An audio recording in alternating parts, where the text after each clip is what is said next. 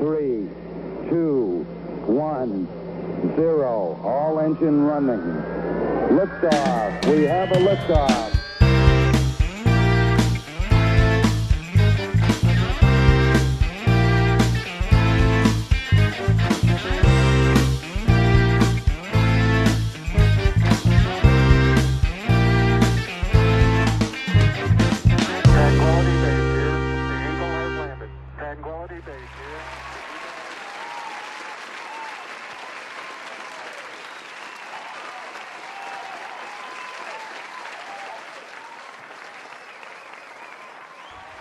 Hi everyone, welcome back to Friday Night Live. My name is Claire Morrison and I'm your host, and I'm so glad you could be here. Let's jump right into it. You may be wondering where I am, but today we've got a really great show ahead of us. But I mean, by really great, what I actually mean is that when you find out what the topic of the video, you're gonna kind of see where we get into a little bit of definition trouble here, but we do the best we can. Well, if you've been following our series for any amount of time, you know that we've been following the fruit of the Spirit. So far, we've done love, we've done joy, we've done peace, and patience, and kindness. So we only really have goodness. Goodness. Cool. That's cool. Cool. It's cool. Goodness is cool. I mean, it only really begs the question, what is goodness? And how is it any different than kindness? All right. We got some work to do, some investigation.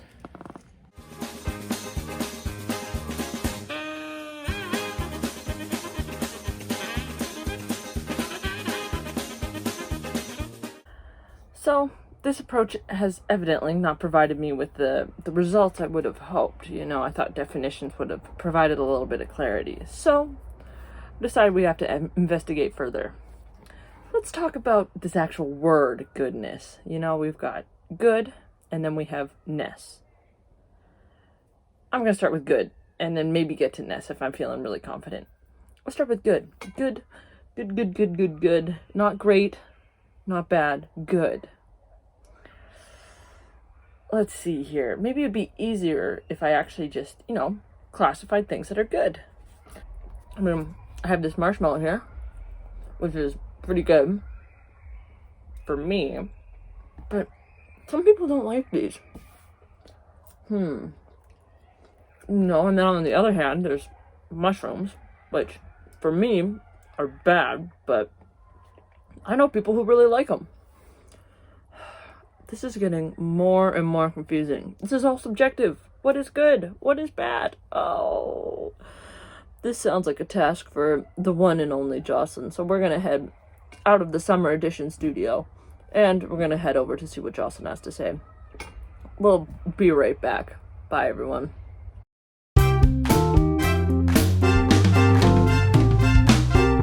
Beautiful. So, before the break, I've been having a little issues defining what is goodness, and I thought I would break it down to good, but that even brought more issues. Now, with my head spinning and a marshmallow in my tummy, we're going to head over to the news desk where Jocelyn will be, hopefully, giving us a few answers. Over to you, Jocelyn.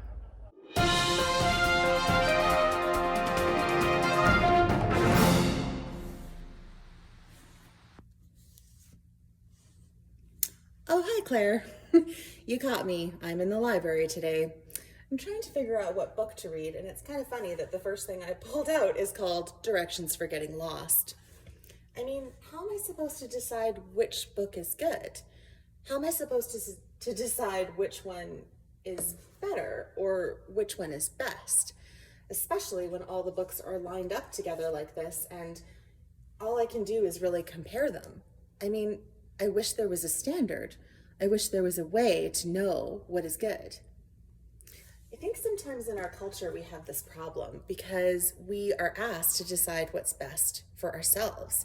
You do you, and I'll do me, and we decide what's best for each one of us, and then we just live together happily. You decide what's good, I decide what's good, and we will just do what we think is best. This has always been a problem, and because it's a problem of comparison. I might choose to read this, and you might choose to read that. but there really isn't a standard. So how do we really know what it means to be good? I think there's something important that we're missing here, and that is where good comes from. We know that good comes from God, and that God is a good God. In the first book of the Bible, in Genesis, we read about a good God that starts creating things, even from the beginning of the world. And before the beginning of the world, before anything was created, there was something good, and it was God. God created everything that has been made, and all the things that have been made, God calls good. And when he made us, human beings, he didn't just say we were good or okay. He said we were very good. So that tells us something about where goodness comes from. God is good. It's who he is. And all of the things that he has made are good and very good. And in the second book of the Bible, in Exodus, God has a conversation with someone named Moses, and he explains himself by defining his name. It's the first time we really learn what God's name is, and his name is the Lord who is gracious and compassionate, who is slow to anger and abounding in love. And what does that sound like? It sounds pretty good. God defines himself as being good. It's who he is, and it's actually his name. So God is good from the beginning and before the beginning of time. God is good. It's who he is, it's his name, and it will never change. So that's our standard. God is good, and all the things that God created and all the things that God has made are good, which means you and I have goodness in us. You and I are created good. We're created very good. And we're created to be good like God and to do good things.